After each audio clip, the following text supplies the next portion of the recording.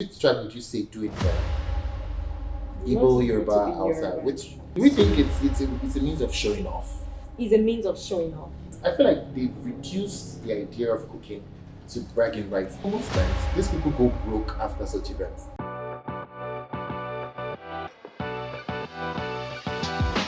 Local stories, global insights.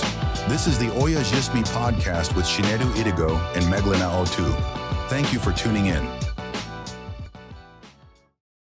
Life totally gets boring when there's no gist to keep you going. My name is Shinedu Idigo. And I am Meglina Otu. Together we're your co-hosts for the OyaGistme Podcast, a show where we take you through local stories And global insights. and talk about things around you. Today we're going to be focusing on overcooking at events. Why do Nigerians overcook at events? This is a conversation that you really would be interested in, and then leave your comments in the comment section, because I feel like you all want to be part of this conversation. But before you bring your comments, we'll take you through and then we'll give room for you guys to leave your opinions. Yeah. So why do we think Nigerians overcook at events? Why do we think all Nigerians overcook? Like, why do Nigerians overcook? Why do Nigerians at overcook? this moment, it's a thoughtful thing that we think they do overcook. That's why we've come to an agreement that Nigerians do actually overcook at right? events. So Not just us. I think other countries, like people from other Part of the countries world, to other parts of the world, they do overcook. have actually said it. No, The no. Nigerians They overcook. ask, Nigerians are, you know, when some of them want to come visit Nigeria, Yeah, and then they'll be there's like, an wow, they want those events that they watch. Nigerians love parties a lot Yeah. and all of that because they So overcook. do we say it's because there's this idea that food brings people together? Of course, food brings people together because there are times you might be in your house, And when you don't have food. you don't have food, you'll come be like, Alpha. One event this over to attend. Party. Yeah. You So get- it's now a thing. We now agree that Nigerians do overcook at events. Yes, they overcook. So do we? But then I think it's beautiful when you get to a party and you see lots of Dishes. varieties of dishes available for you to eat. On that day, you don't be now. You're okay like for the day. So we're going to be looking at the financial impact and the environmental impact. When we talk Yeah, about that's the very environmental impact, I feel for me it's feeding people. There's this joy when it comes to cooking for people and then having people eat what you cook and seeing that people are satisfied, in their bellies, because there's so many hungry people these days who go around with no food. You have people living out the meal and they can't even afford to eat. With the So economy. there's this idea of let's cook so people can come, let's throw a party so people can come eat. If it's naming ceremony, it's a burial, it's a wedding, people show up. So Yeah. it's like environmental impact wise, you're feeding people. I'd say that. Then when you talk about financial impact, it's giving vendors room to come, show their skills, their cooking skills, and then have people patronize them. Yeah. And probably look for clients, because the more good your Of food course, is, that's the marketing more strategy. that's a marketing too. Yeah, strategy, that's for people business, to yeah, so- patronize your brand. So I feel like in a way there's a balance. Yeah. So but looking at Nigerians overcooking, it's something that we really should discuss, because in as much as it's a good thing, it's actually not so good. Because most times you overcook and then you have too many leftovers that nobody's going to eat, and then you're now forced to throw food away. And then most times these meals actually do spoil. Yeah, that's where planning comes in. When you don't just book in an event or just plan Without an a event budget, or set up. Yeah, exactly. That's where planning comes in. You need to plan for that event, and then when you're planning, that's when you talk about the number of persons you're expecting, just to avoid the waste of Food. things. Of food. And then while planning, you need to know the number as I earlier said. But most times it's not, the numbers don't actually do. No, but they don't. sometimes that's why some people give invites and they tell you strictly on invite. People will still show up. No, people show up, but they are kind of events that you don't without get a boarding access pass to. you can't get an access Yeah. to. Like these days, it's So we're so looking for digital 100 people. that thank you, strictly 100 people coming. If no 100 people, they can be less than 100. Yeah. No problem. Yeah. But they've made provisions for 100. So So that's So at this moment, we're saying that okay, you're now financially, stable. you're not financially you've stable agreed because that you have already planned your budget and you already there. know your budget and you know Yeah. what you can afford at that Yeah. time. So it's just more like now, okay, I'm going for a party and then we're like, oh, fine, Edu's birthday party is coming up and Edu's Yeah. planning on, okay, I'm that busy. should. Yeah. And then Edu is planning on giving mugs. Now, why calculating or why You preparing need to to give make a mug? financial Thank funds you. You make, available. that's where I fault some people. Mhm. Some people don't have the planning, you get. And then for some people that keep it open, But then some people tell you, oh, no restrictions at all. Yeah. Everyone is open to come. And when you come on live and be like, oh, I'm inviting everybody. You've already said it. You've told people, oh, you're free to come. I have my son's naming ceremony coming up and all of that. I'm free to come. You should be ready for that because you've told people already you're free to come. So your finances should be ready too. You should be ready. Your budget should tell you all that. Oh, sometimes people show up and the foods and the meals are not enough. Thank you. Yeah.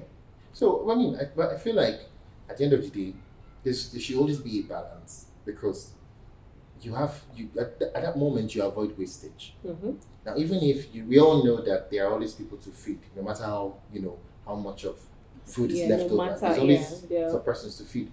Now, looking at the fun side of it, back then when we were in university, there's always this joy when there's an event happening somewhere down the road. Because students are always hungry, You just might be saving life. I mean, you're saving life. You're saving people's lives. So some persons are actually hungry and they don't have food. They actually want to show up. So then we will dress up and then we'll attend weddings of people we don't even know. I've been guilty of that. No, actually, have I been guilty too? Yeah. I don't know, but growing up as a kid, then birthday parties everywhere. How far? Your neighbor is getting not even somebody. Probably it's not even somebody you know. It's not even someone you know. But then the joy that there's an Owambe happening there. So talking about culture, which tribe would you say do it more? Igbo, Yoruba, Hausa. Which?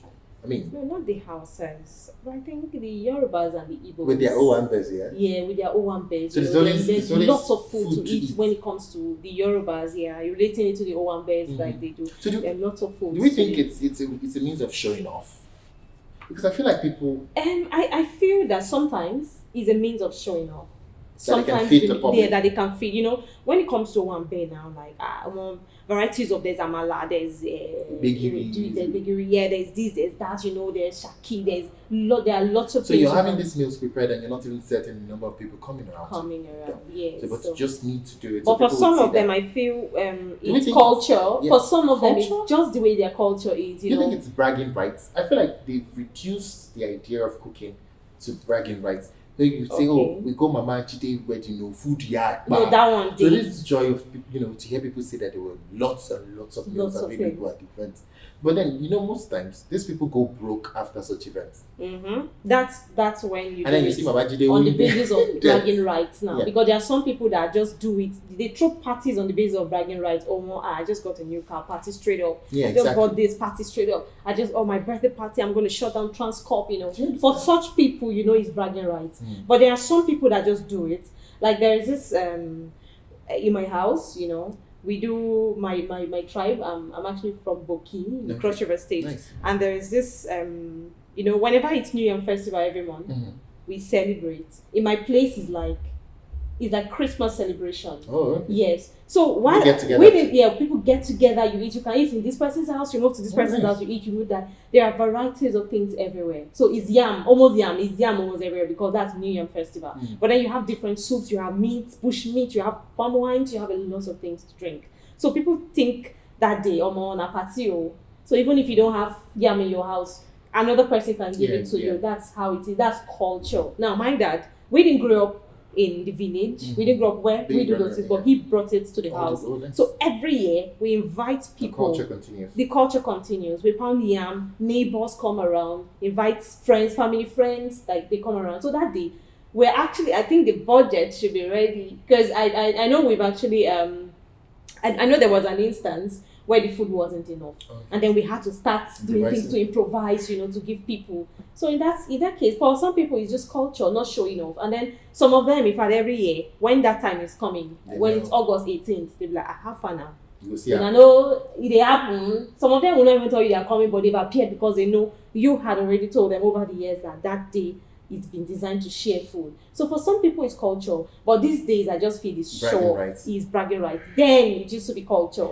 Well, now it's bragging rights. Everybody wants to film, post on media. So people will be like, you're rich, you can afford it. This person, you can public. I just feel these days is bragging rights. Yeah. So do we agree that most times they cook all that and they don't even get them out? Because I've seen situations where people kill cow, make enough meals, and then they are stingy when it comes to putting it out there. So why are you doing it then? Sure. So, but at the end of the day, our discussion is why is it generally accepted? I feel like people should come to a point where they cut down on budgets so they don't feed the public and then go broke. Because you see, most times people do all these things, have an amazing wild party, and then at the end of the day, you're looking for money because you fed more than you could bargain for, and then you've invited more people than you can actually feed, and then there's always a situation where you throw a party and you don't even have enough food to feed people. So why not cut down your guest list? I feel like people should learn the idea, inculcate the idea or knowledge of cutting down the guest list, knowing who and who should show up and not show up. Then working with your pocket. You see, this working with your pockets, and that's where financial education comes in. Yeah, a lot of persons don't even understand what financial education is, financial strategy, and how to manage your means, like how to manage your income and all of that. A lot of people don't have income education. They don't. All they know is, I just want to be out there. I just want to be. There's this lady I know. She sells, like, once she needs something else, she sells this to get the next thing. For real? Yes. Ooh. She sells her phones to get the next thing. I can say your phone because people they do but no financial education, no income management. They don't know. Like, there are things you can get today that if I see the next thing, I mustn't afford. I mustn't have the money to buy it. If I buy a gin today, one thing I go with is I go with things I know I can use over time. I don't mind how expensive they are. If I can afford it, I buy. If I cannot, it's not by force now. You don't come drag me say, Dina, you must buy this and these are the things you like. I already know in my head, at this time, I'm not financially stable. So I can't take a break here. Just look away. I can admire and pass. It doesn't change you. You get, when you can afford it, you do. So the thing, why I had to converse and I tried to understand that lady, and I found out any cloth that drops in the market, any trending wear, is what she wants, so that she can even get no Instagram handles where you go say na Insta pictures. You just want to post on WhatsApp, so your viewers will see you, your friends in the same class, in the same clique will just see you and say, oh, Mama, see this clothes I see online, she don't wear them. So it's a lot of, I think people need to learn financial, how to manage your income and all of that. It's not by force. You mustn't kill yourself for particular things. That's why there are some people you don't pity when they get financially stuck. Exactly. You don't pity them. Because most of them do to show up. After showing up, they come to be JJ and get 5K. So it's crazy. I think people should learn. There's this movie I watched here, this particular, I think it was a clash between two women. Okay. And one of them had a party earlier where she had lots of guests and there were lots of meals, and she had bragging rights, and she had lots of her friends that really, showed up for the party, and she was really bragging, and you could see that particular woman. They was like, I must do this kind of party. I'm going to have the same party. Guess what? She had to go sell her wrappers. She don't mean it. She even had her son send him his salary, so she could, host the party, and she had one. And guess what? After having the party, she went broke. But so in that situation, the idea was people showed up and went for a Yabasirian party. There are lots of food. We eat, we drank. So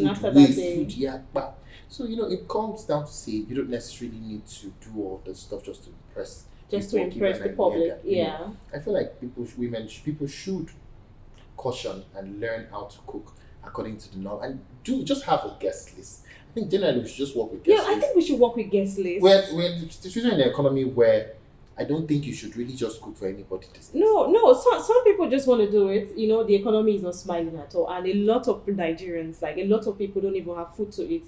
They are even struggling to afford a square meal. So for some people, like if you're doing it on the basis of, I just want to feed people because things are expensive. Let us say stampede, because we know what happened last time someone tried to feed, people. Exactly, extremely expensive. People cannot afford what they can afford, like back in those days. You can do that on the basis of you're out of your humanity. But we give excuses to situations like that because that's like a community service. But we're talking about events right now. Okay. So it's like people should calm down and not overcook at events.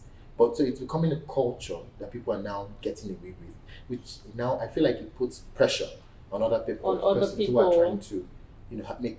Actually, it does put pressure on other people because, of course, you want to. If you see your guy, they do. If you don't have that contentment, you'll be like, that thing, I must get it. Like, he can't be the only one doing this. Now, me too, have to show that at least so, because and I think the society are push on particular ideology to those people doing it, and now every other person wants to, because you went through party where like people respect you. Exactly. Anyway, you pass come on, that man dying party for the whole of this place, nobody don't do it.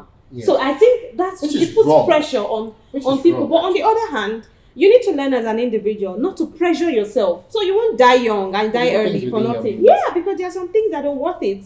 And then you look at these things and you pressure yourself unnecessarily. I just feel we should learn, even though, because I feel no matter how we ponder on these things, they will never stop. Yeah. It's just more like we talking about Gen Zs or whatever. Sorry, I'm bringing in particular things, previous conversations. We're talking about Gen Zs and how they act and all of that. And then one of our guests was, Jaco said, they should learn. Gen Zs don't want to know about the journey. You just want to see yourself there. Now it's still the same thing here. You just want to be like that. You just want to get that thing, because people don't apportion respect to you because you don't do that. Now, if I walk into a particular conference room, or I walk into a place and then I'm just a normal person, no respect, even down to the securities. Yeah. I've tried that thing one time. Yeah, it happens. So down to the securities, they don't respect you. Like, who will they find? But another person walks into the room like, okay, thank you. Madam, you're welcome. Because of the role they've played. Thank you. Or because of what they've heard. This person get money. That party nine Trump. You don't feed everybody, you're high, you can afford it, he can do particular things, and that gives you respect. So I really don't know. I think generally the society at large should work on this. Yeah. You don't apportion things to people because of what you've seen. Yeah. There are people that are calm and quiet, but they still have it and can afford it. But because they've not done it, you don't apportion respect to them. So I feel there's a lot for us to do, actually, so in order to balance this situation. So I feel at the end of the day, people should just work with what they can afford. Exactly. Do what is within means. Don't go above, don't go beyond so you don't appear cheap. Because I want to show up at your event and have enough food. Of course. So overcooking shouldn't really be a necessity. Don't go overcooking so you don't lose, people.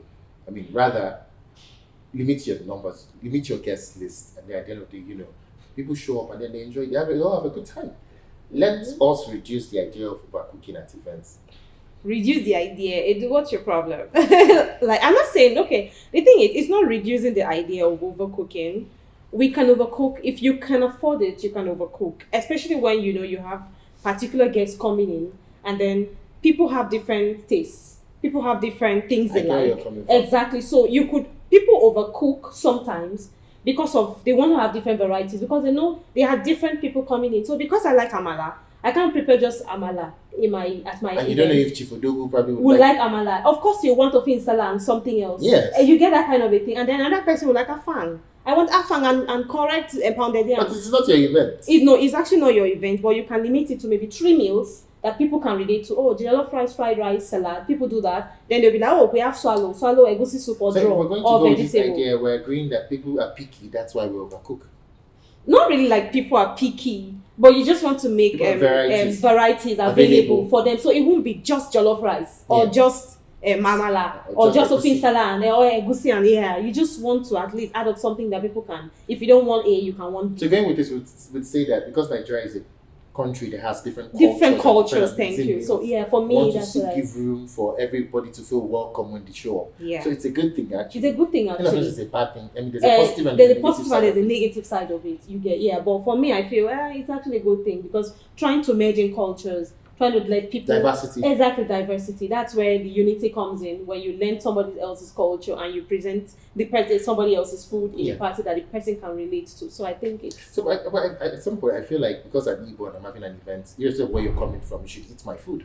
Yeah, that one is good. You try to infuse. Like if I come to an Igbo event, I know I'm not expecting an English. Yeah. It's actually different. Yeah. So for some people, especially when you have people from cultures coming in, you want Nigerians to eat your there are times that even conferences in Nigeria and other people from other guests from international guests are actually coming in. You want to present something they can relate to and something you want them to taste. Mm-hmm. So you will not just present that thing to them alone, because in your head you're calculating they either eat or they don't. Yeah, and then food don't waste. And the food don't waste. I don't want it to waste. It's either it wastes or it doesn't. So at that level, you have to present something else that they can all relate to. It has to. to be a universal food that people can, in case they don't want it. It's good to let people learn your culture. It's good to let them understand the norms and whatever tradition you believe in or what you are. But on the other hand, you present something, an alternative for them in case they cannot relate to this. I cannot go to an Igon wedding. I don't know how to eat their beans. Wow. Exactly. So now, and it is only that beans, ebekme. I think that's what they call it. Okay. Now, they prepare ebekme now. I don't know how to relate to ebekme. But there are other things I can relate to. If they're available. Good. I might want to try it, but I might not eat it completely. So for that day, I'll be like, I just go this event, go waste, I no chop food. Exactly. So they have kunu, they have rice. That's why the jollof rice comes in. Yeah. I feel a lot of people do that jollof rice as an alternative that people can relate to, like a universal thing people eat. So if I cannot eat ebekme, I can eat jollof rice and I go away. So, and we can totally relate this to environmental impacts then, because it has to do with culture. Culture, and people. So financial wise, just when it comes to showing off, you don't have to show off, or you don't have to copy somebody else's party. cut your budget. It's good you can admire and work towards it. When you can afford it, you can throw such parties. So instead of just doing something that tomorrow you would be like, exactly. Your budget. Yeah. So Nice. it's just to plan. It has to do lots of planning when it comes to events and programs. So What's one meal that you would always look out for when you attend events, aside from rice? aside from rice, jeez, this is a really tough question. Okay. Aside from rice, I might go with okay, I think I love to try. I love to try different things. Okay. I'm cool with trying different foods, so I don't think I'll have a problem With whatever is available. with whatever is available. You just said you don't like the beans. What's that one again?